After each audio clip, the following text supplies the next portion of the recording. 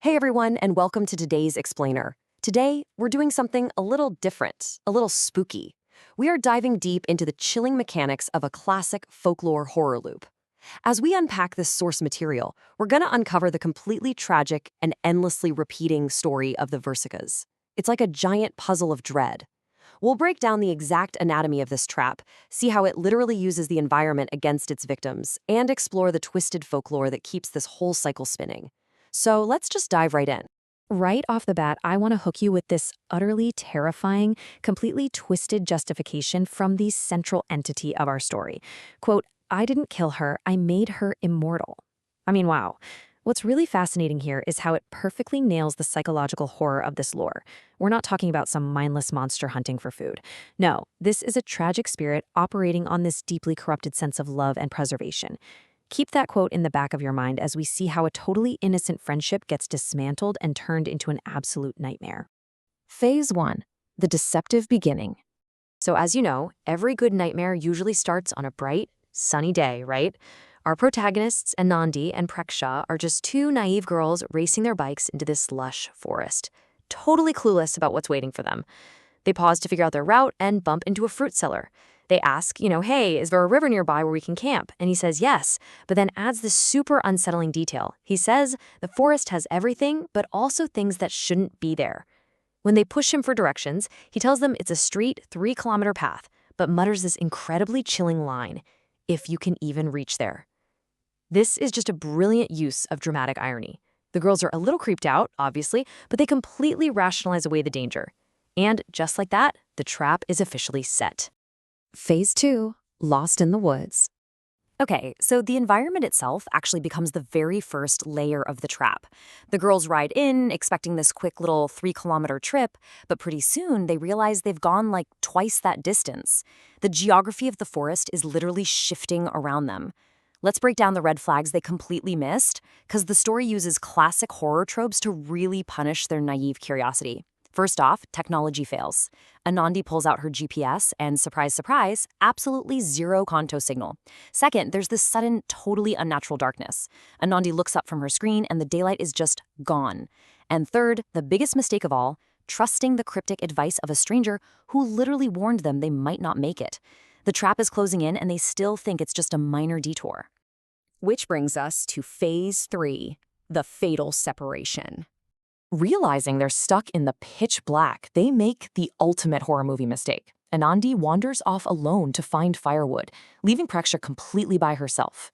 Now the suspense goes through the roof.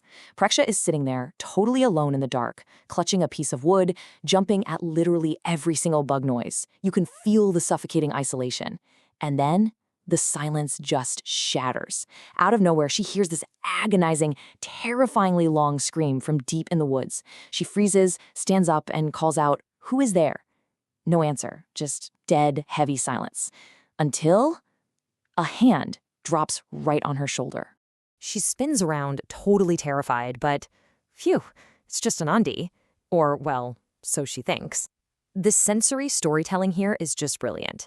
This Anandi says she found the river and tells Preksha to follow her right now, but things are seriously off. As they're walking, Anandi is moving way too fast through the pitch-black woods without even tripping. She starts rambling weirdly about some lost girl who's happy now, but the real kicker? Preksha catches a scent in the cold air that absolutely does not belong in a forest. The heavy, distinct smell of mendi, or henna. A scent for brides, not a rugged camping trip.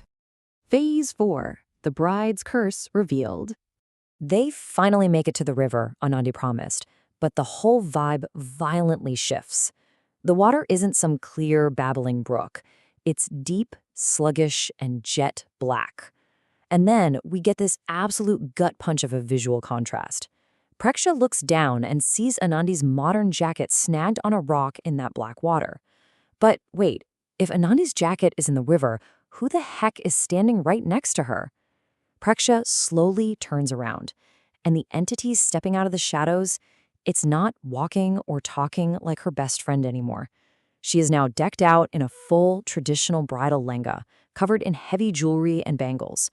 Her eyes are completely lifeless, and literal blood is dripping from her hands onto the rocks below. So what exactly is happening here? let's unpack the lore behind this monster. This is the Virikas. According to the source material, a Virikas is the trapped, restless soul of a bride whose wedding procession, her palanquin, tragically fell into a gorge. Because her wedding was never finished, she's eternally cursed to wander the forest, constantly looking for new Sahelian or bridesmaids to join her unending bridal party. This completely shifts the story from, a cheap jump scare to a deeply tragic and inescapable curse. Phase 5. The River of Blood. We hit the emotional climax here. The Virikas tells Preksha that her palanquin is rising tonight. And as Preksha looks across the river, she sees the real Anandi spirit, trapped in bridal clothes, just fading into the mist. Preksha completely breaks down, screaming at the ghost for murdering her best friend. But the Virikas hits back with that twisted logic we talked about at the very beginning. She says, "I didn't kill her, I made her immortal."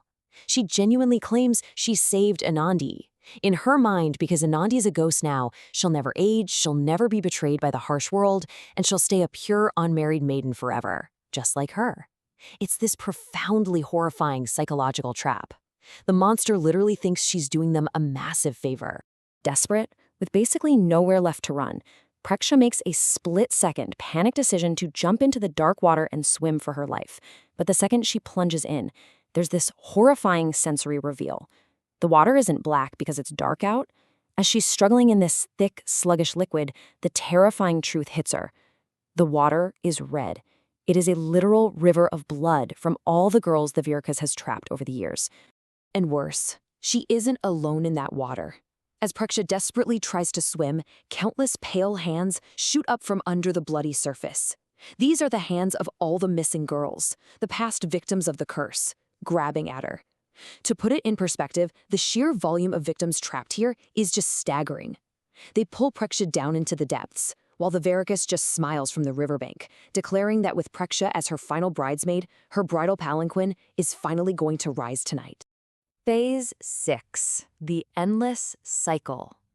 Now you'd think the story ends with Preksha's demise, right? But the timeline suddenly snaps forward to the very next morning, bringing us right back to a sunny, beautiful start. Look at how flawlessly the trap resets. 2 brand new girls show up at the edge of the forest on their bikes, looking for a spot to camp. They stop at the exact same place, they talk to the exact same fruit seller, and when they ask for directions, he gives them the exact same path. Go straight, and in 3 kilometers, you'll find a nice river. The narrative structure is a perfect, terrifying loop. The real horror of the Virikas story isn't actually the ghost. It's this inescapable, cyclical dread. The forest is literally a machine running on naive curiosity. And that right there perfectly illustrates the mechanics of the Virikas cycle. It's a folklore built entirely on deception, isolation, and this deeply corrupted idea of eternal friendship, designed to just loop forever and ever. As those 2 new girls happily pedal their bikes right into the dark trees, we're left staring at the endless nature of this curse. The trap is always set, that river of blood is always hungry, and the ghost is always searching. So, the final question I want to leave you with today is, who will be the next bridesmaid? Thanks so much for joining me on this explainer. It's been a spooky ride, and I'll catch you next time.